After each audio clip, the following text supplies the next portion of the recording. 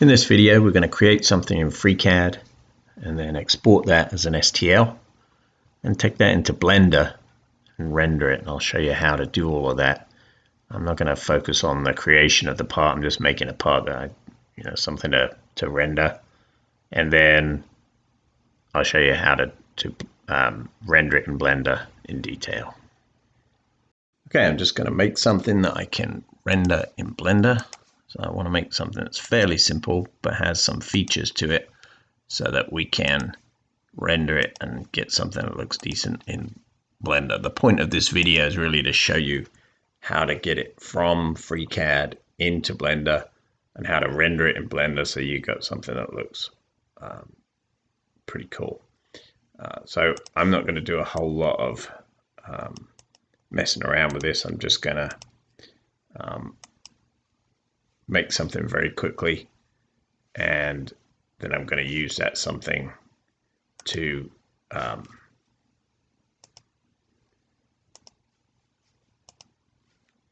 going to use that something just to do the rendering. Okay, there we go. Finally got that to work. So we're going to close that. We'll go to a pad. I'm going to pad that. I'm going to pad it reversed. And I'm going to make it, I want it to be about 20, 30 mil. Let's go with 20, I think. Let's have a quick look.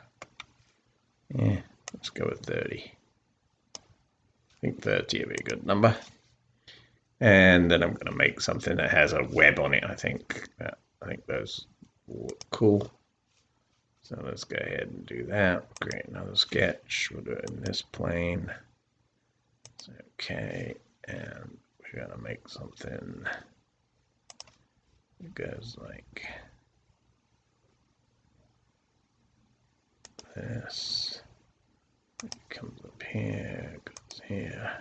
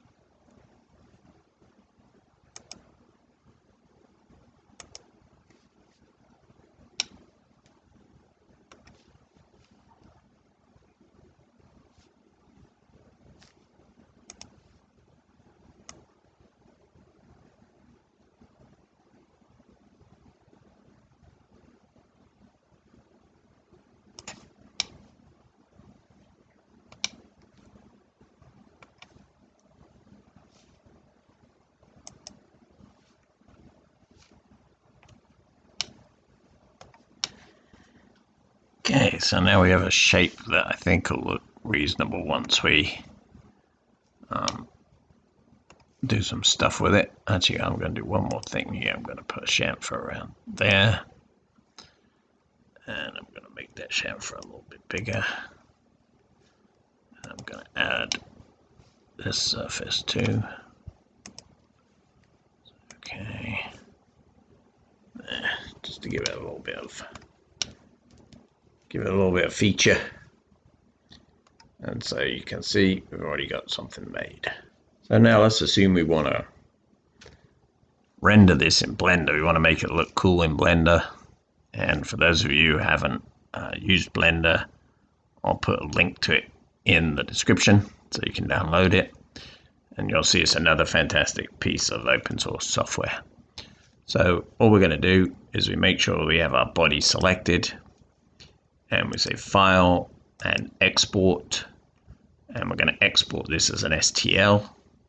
So we picked STL from here. So this is STL mesh. And I'm going to call it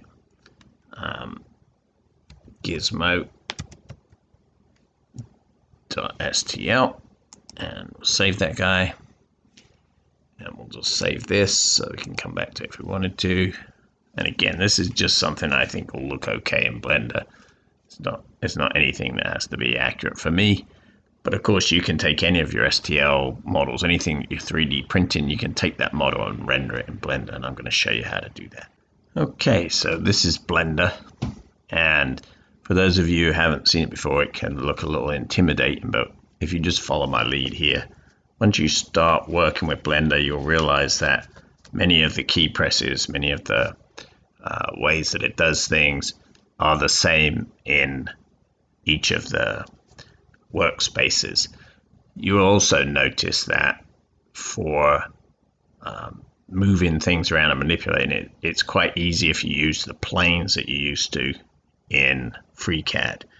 I use Blender for all my videos. I edit my videos in Blender, which is a little bit maybe more complicated than some of the video editors, but I do that because I really like Blender and I dabble with it. I'm not by any means an expert in Blender, but I certainly dabble with it and enjoy it. So normally I'd hit this video editing, and if you look on this side, you can see all my prior videos are all showing up here. So the last one I did was the multicolor sign video, and you can spot the spelling mistake there. So in this case, I'm going to do a general one. So the general one, when I select that, gives you what they call the default cube. And the default cube is just something that you can work with, so you can manipulate it. The rotation's the same. I'm hitting the middle button, as you can see. So the middle button allows me to scroll around. If I press shift and the middle button, I can move things left and right. And in this particular space, I have a couple of things. This odd looking thing here, that's a camera. And that camera is set looking at that cube. And over here is a light, and that's what's lighting my scene.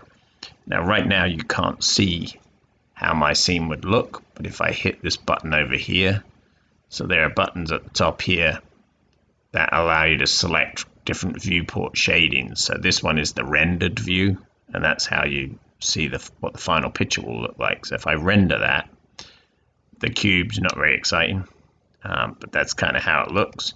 And if I want to see the final picture, I can go over here and I can render the image. And if I do that, basically that is what you get out of Blender, the default cube right off the bat. We're going to do a few things to make it a little bit more interesting.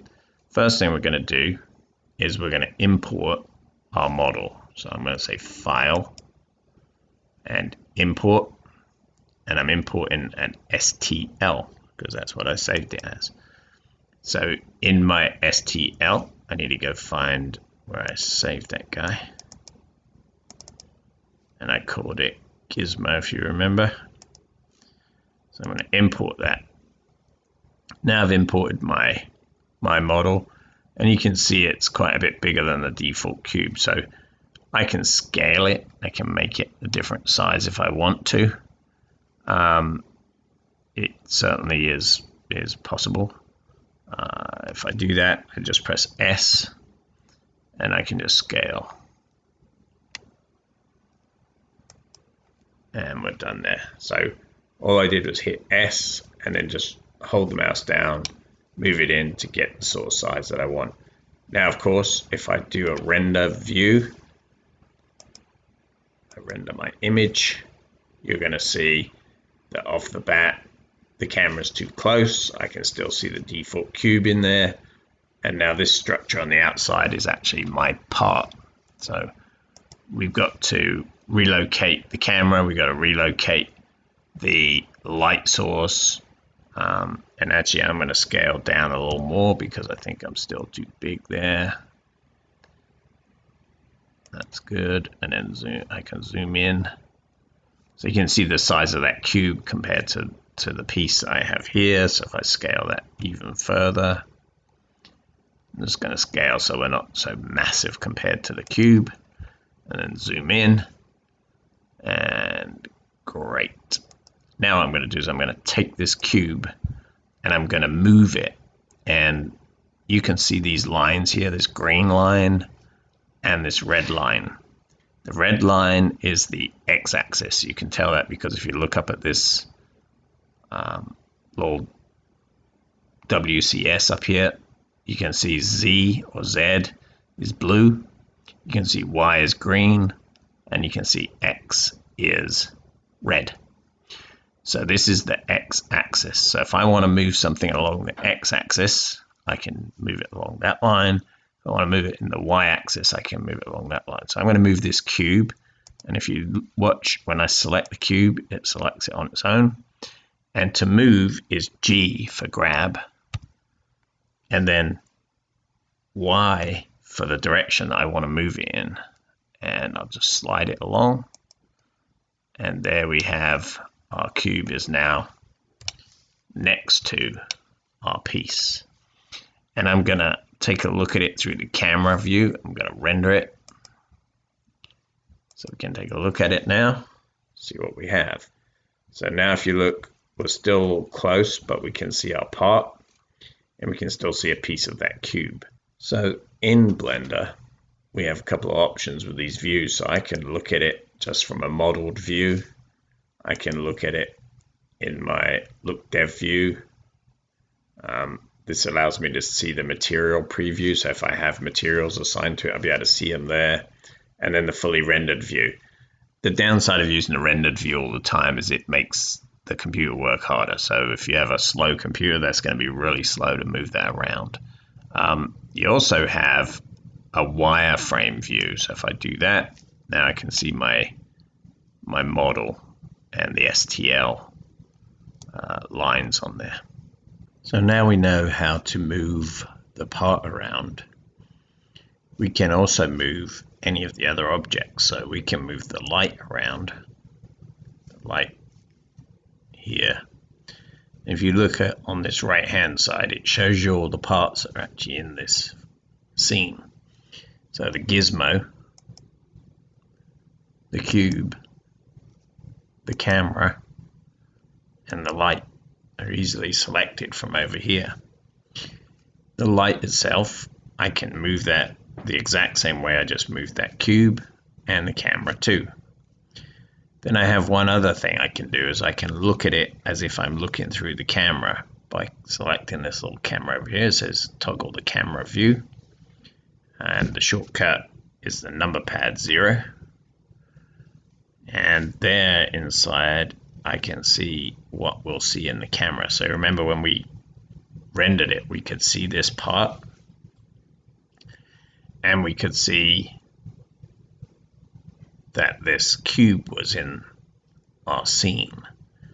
So to get all of this in, we're either going to have to move the parts away from the camera or move the camera away from the parts. So if I toggle back my view to here, I can see where my camera is and I can see where my parts are, and to change views, if you have a number pad, this top view is 7, the camera view is 0, and you can work your way through the numbers to get to the different views. So what we're going to do is we're going to move up here. We're going to select our camera. I'm going to select it from over here, and we're going to say G for grab, and then we're going to say X, and we're going to move it along the X plane to about here.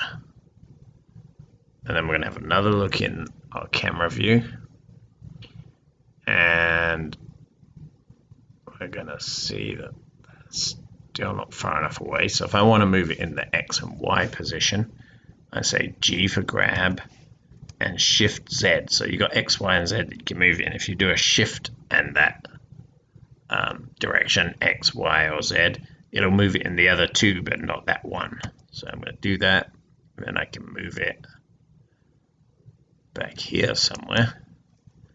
We're going to take another look in our camera, and we're looking good now. We can, because the camera's still selected, I can say G and then Z, and you see the blue line is now lit up, and then I can move the camera up. Keep moving up so I get everything in my camera view,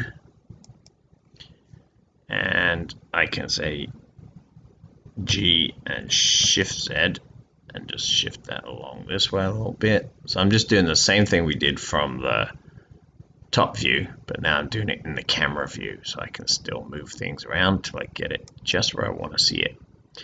Now if we render it, we'll be able to see both parts. So let's take a look at that. We'll go up here, we'll do render image, and when you first render, it comes up very close on my screen anyway. I have to zoom out a little bit by just rolling the mouse wheel, and then I can actually see what got rendered.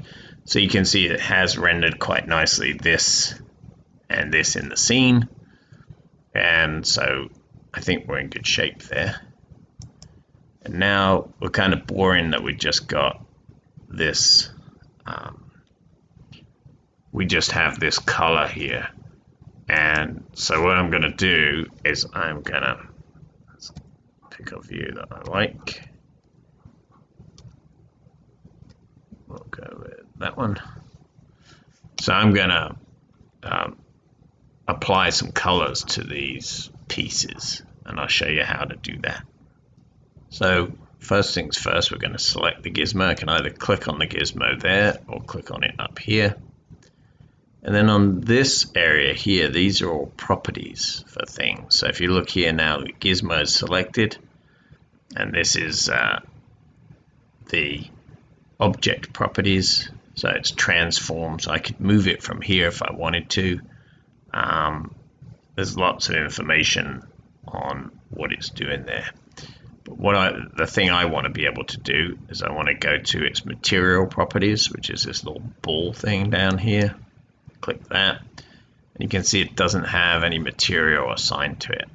Now if I select the cube, you'll see it has a material assigned to it. The cube by default has this material called material assigned to it.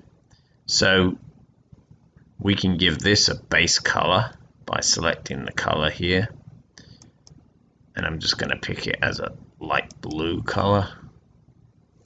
We'll go with that, and nothing changed. So why didn't anything change? It's because we're viewing it in our solid view.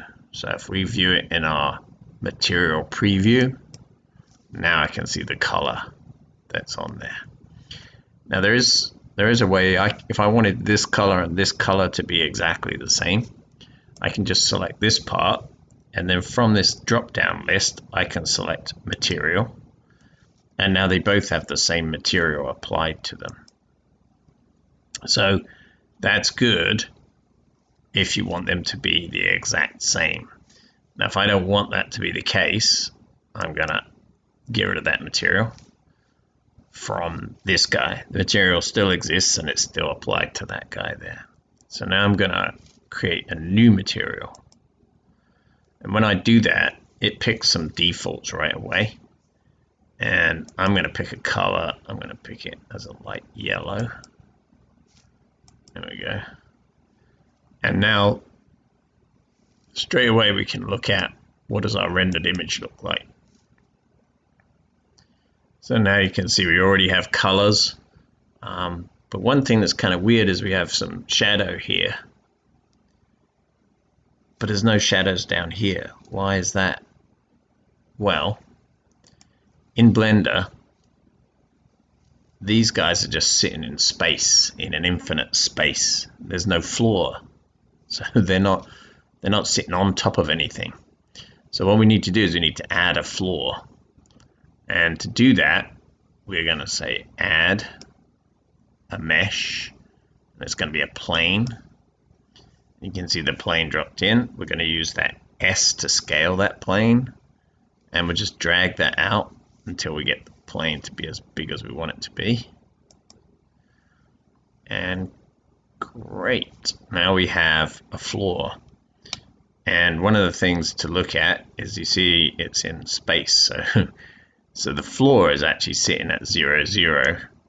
But my parts, the bottom of my parts are not in 0, 0. So we got two options. We can move the floor down or we can move the parts up. So either way, it doesn't matter. So if I select the gizmo, and again, G for grab, Z for the blue direction or the up and down direction. And there we have it. And then I'll do the same thing for the cube. I'm going to say G and then Z. And then pick him up here. And now we have a floor. And if we look here, we're going to render it.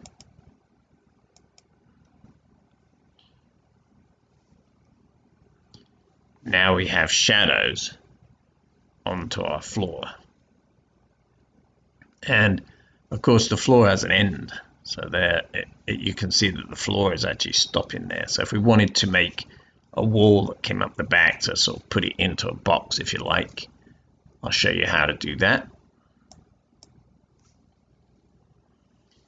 So if I select this plane and then I hit tab, I will go into what's called edit mode. You can see it's up here, edit mode. And all I'm going to do is I'm going to select the mode I want to edit in is this edge mode. So this is important because right now it's selecting in face mode, but we want it to select in edge mode. What that means is only going to select an edge. So I'm going to select this edge and I'm going to use E for extrude, and I'm going to say Z because I want it to go straight up, and I'm just going to make that go up.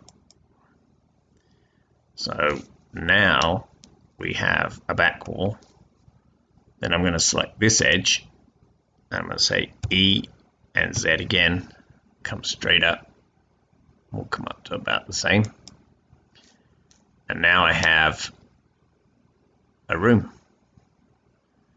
So if I hit my tab key again to go back to my object mode, I can see I have my room. Looks like I made one of my walls higher than the other, but I don't think it matters. If I go here and render it, we'll see if you can see that in the rendered image. So now you can see my rendered image is in a room. And then what we're going to do is we're going to move that camera a little bit because it's in the wrong spot at the moment. If you look here, we're missing the top part because remember we moved everything up. So I'm going to select my camera and I'm going to say G and Z again. We're just going to move our camera up just to bring everything into the middle. And perfect. And now if I render that,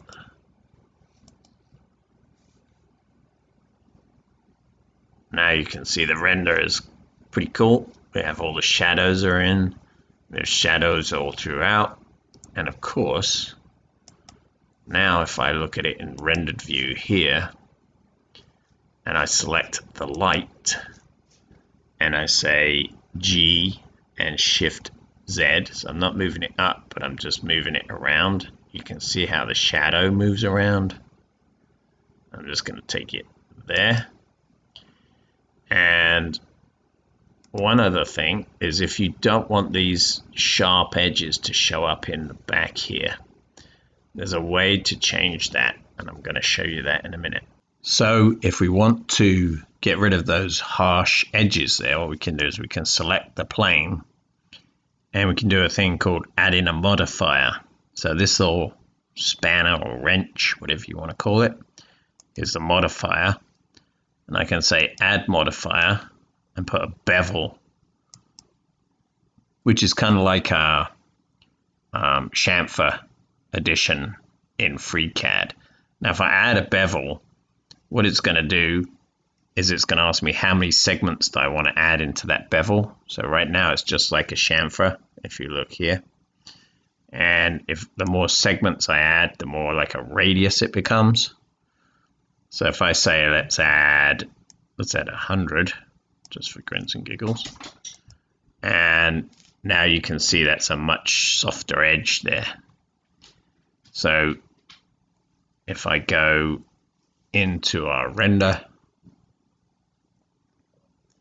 our image, and now you can see the edge here is a softer edge, it's a smoother edge, if you like. And if we put more segments in there, we can literally get that to disappear.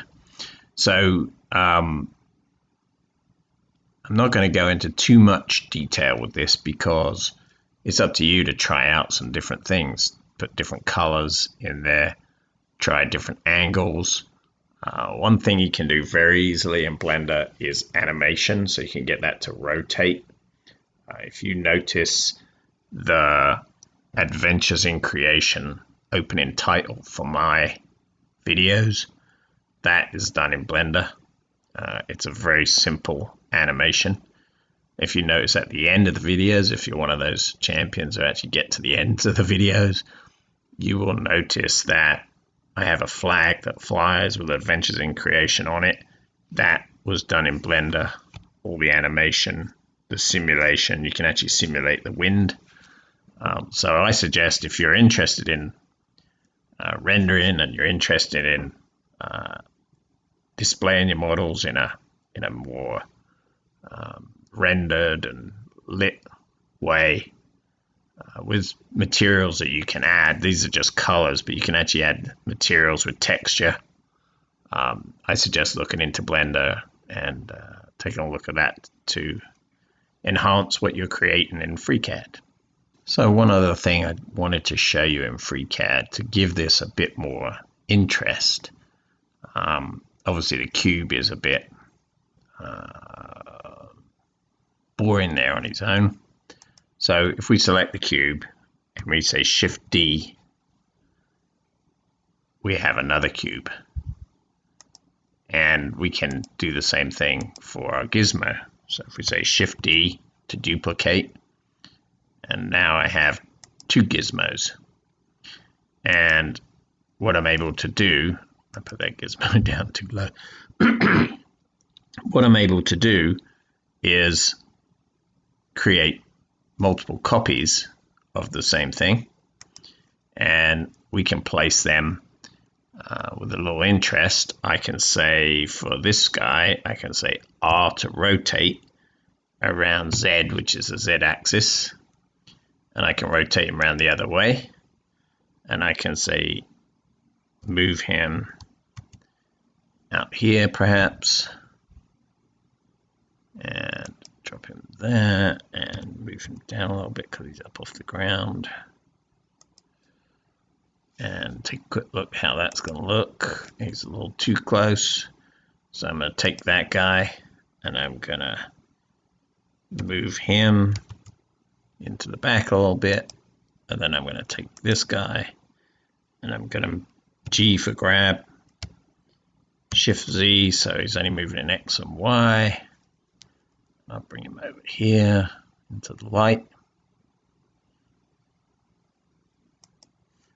And then I'm going to bring this cube, bring him in front. And I'm going to say rotate him, and I'm going to rotate him in the X direction, and then I'll maybe rotate him in the Z direction. And now I start to get a little bit more interest in my scene.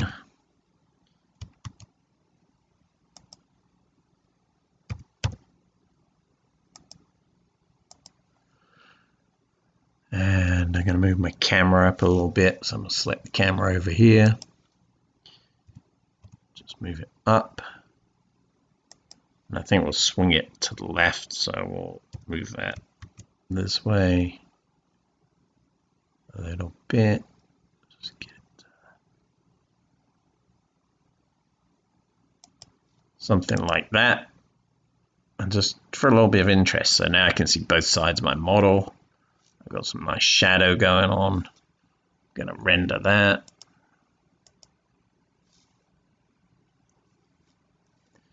And of course, if that's the one you like and you want to save it, you can say image, and you can say save as, and I'm going to save it in my FreeCAD folder under pictures. I'm just going to call it rendered gizmo and save image, and now that image is saved. So it's that easy to make something with a little bit of interest that looks cool, has your model, has multiple sides of your model so you can see different aspects of it.